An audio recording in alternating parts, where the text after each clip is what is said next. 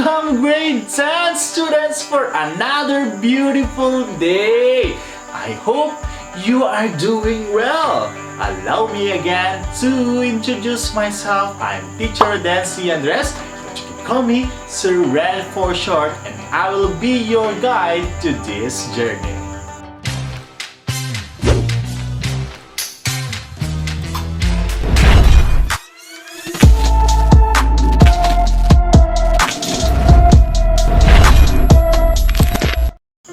But before we start, make sure that your only focus right now is our topic for today and avoid distractions for the meantime. Please listen attentively, ready your notes, and try to take down important terms as we move along. You should also be aware of the directions for the activities and the quiz which will be given later. Are you ready? Of course you are! So let's start! So always remember that an argumentative essay is all about whether you have quality evidence, that whether you can explain or how your evidence supports your claim. Because people don't always agree on what is right or reasonable. Appropriately constructed arguments help us to arrive at what is fair or true. Who among you loves singing? Di mo alam dahil sa'yo, ako'y di makakain. Absolutely, everyone loves singing, but for some, no matter how they are love singing doesn't love them back. Oh no! Some songs even give life and inspiration to many and have become part of our lives. How about sharing some lines of your favorite song? Let me hear you sing it. Wow, I love that song too. You have chosen a nice song. Keep that habit of singing to color your world. But for the meantime, reserve the other parts of your song since today you are to do various activities.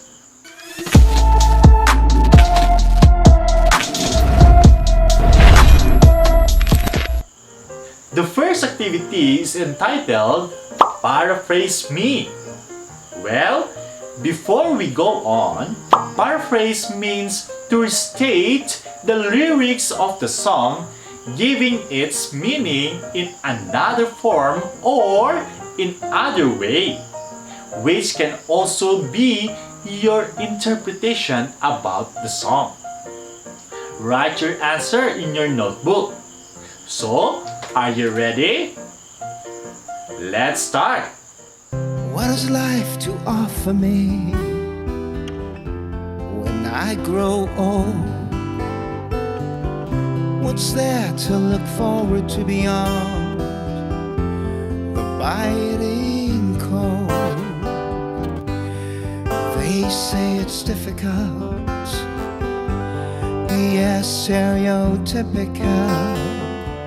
What's there beyond sleep, eat, work in this cruel life?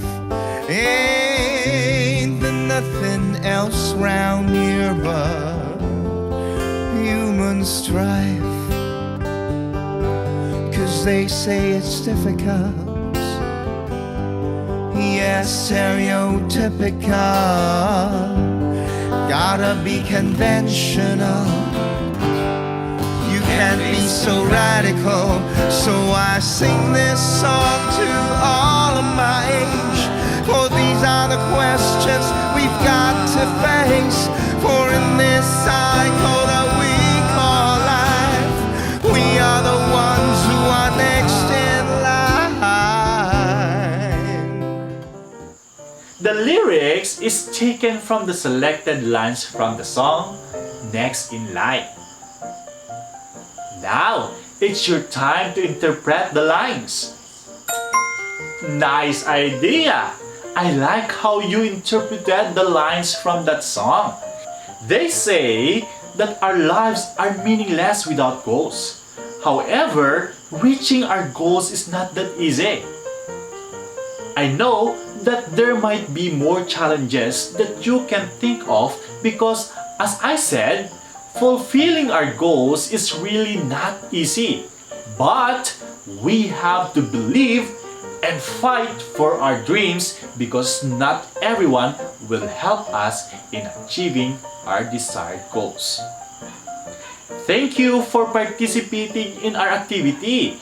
Before we proceed to our topic, I want to give you a trivia about speaking. Do you know that most people can speak at a rate of 120 to 180 words per minute? Yet, people can listen at a rate up to 400 words per minute? Can you see the difference of the number of words? This means that you can really learn from listening. 400 words per minute are a lot more than 120 to 180 words you can speak. So listening is really an indispensable skill to be mastered. Have you been asked by your teacher to listen attentively to a text that informs? Have you found it difficult to follow exactly what your teachers say?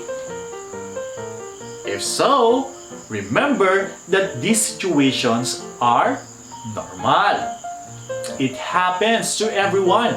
Moreover, the length of the sentences and the speaker's rhythm and intonation can sometimes lead us to misunderstanding, as the information we want to communicate is not acquired according to our purpose.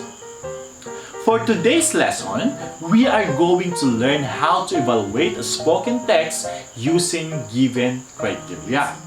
Since we are exposed to different spoken texts every day, it is necessary to become observant on the content of the spoken text we watch or listen to.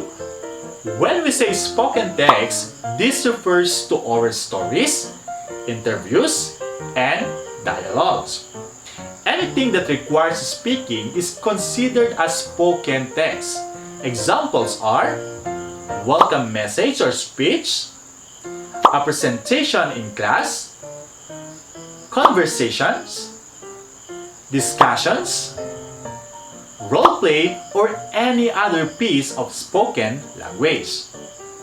How about you? Can you give me some situational examples where we often use spoken text? Very nice idea! When we are buying appliances in department store, we are very meticulous. We tend to listen attentively in every detail that the responsive or the representative has saying.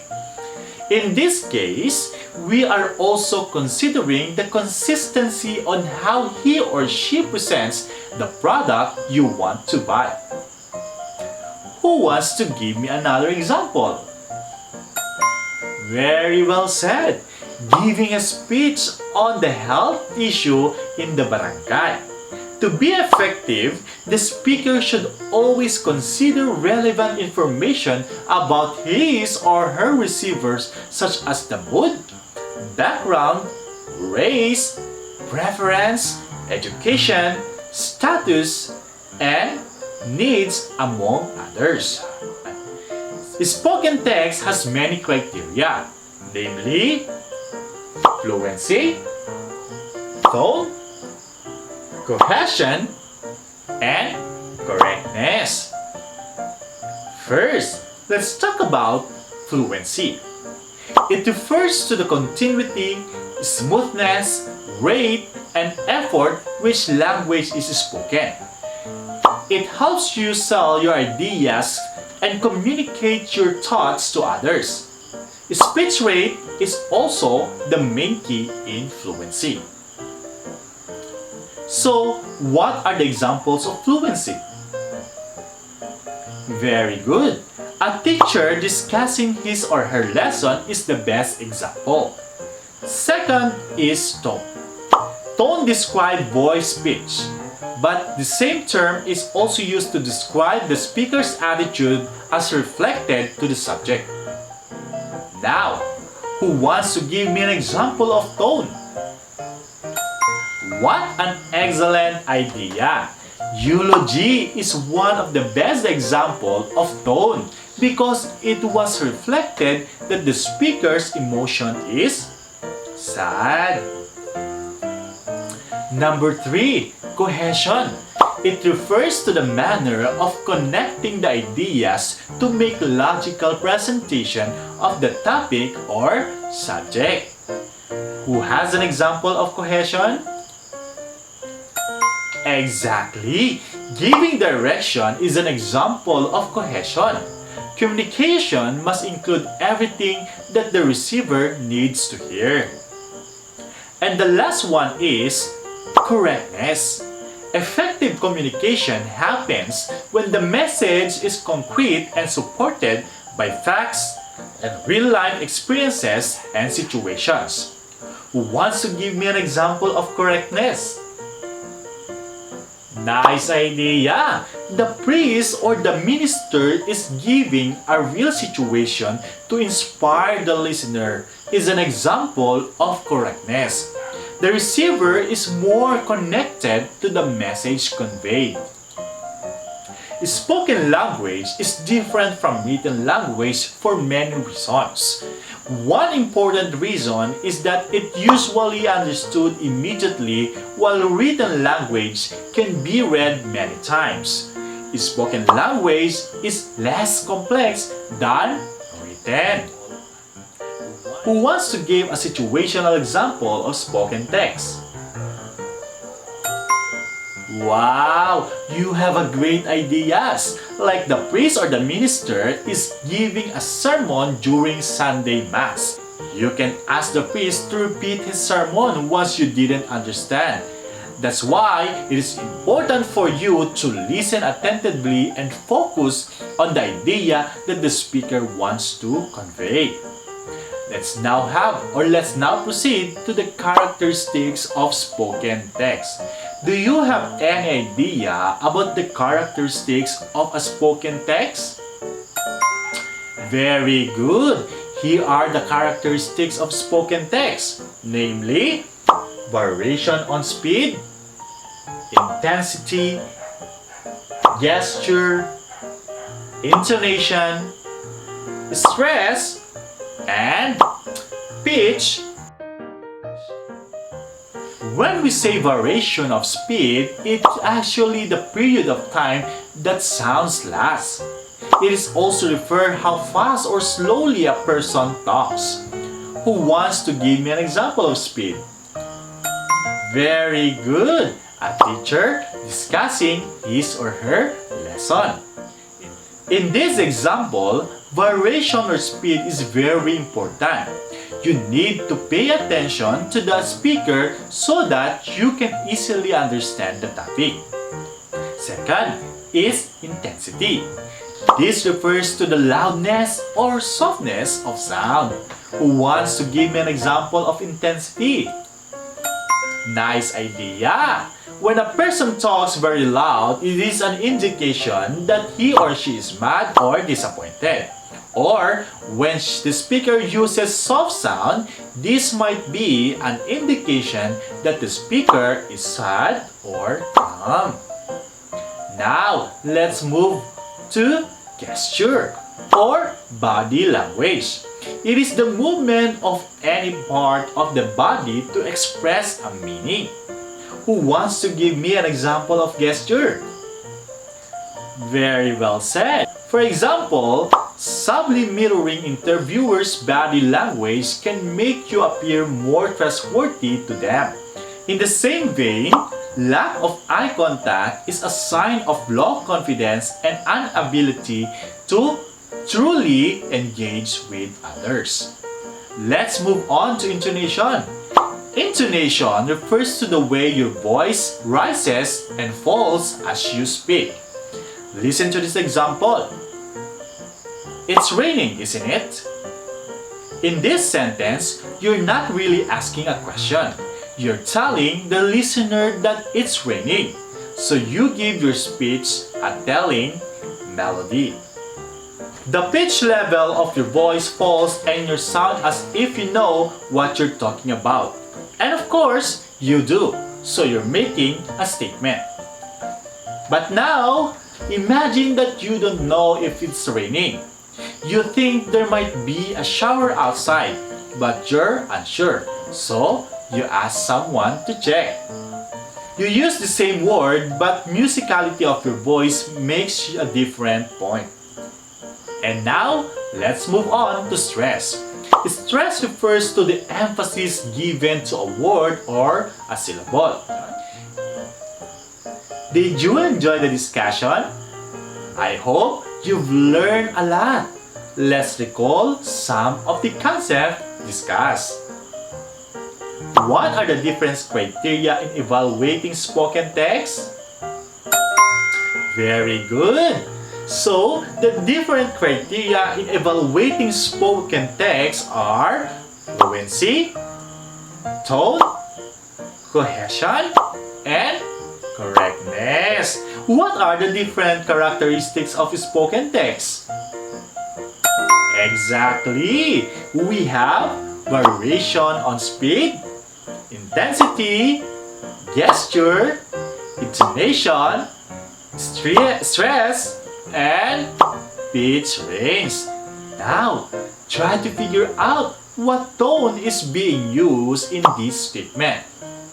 You have no idea how excited I am. I've been waiting to see the singer for my whole life. I could burst. Exactly! The tone of the statement is joyful or excited. It seems that you really understood today's topic. Before we wrap up this lesson, let me check your knowledge if you really learned something today. Now, we are down to the final activity for today's session. For your performance task, you will evaluate a certain video based on what you have learned today. You need to create a 3-minute reaction video about the Miss Universe 2018 Top 3 final question and answer portion. In your output, I want to see how you include the different criteria on how to evaluate a spoken text that post it in Facebook and tag your classmates. You might be asking, how will you be graded? Watch this.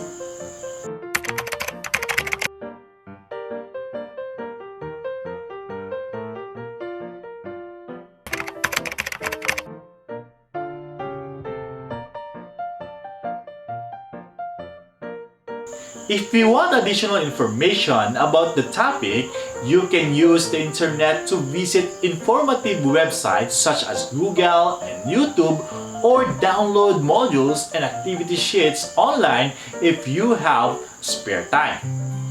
Thank you for watching this episode. Make sure to subscribe, like, and leave a comment. Till next time, folks! Once again, I'm Teacher Rodensi Andres, but you can call me Sir Red for short. And always remember, stay safe and follow safety protocols so that we can succeed on our fight against COVID-19. Have a good day, everyone. Goodbye!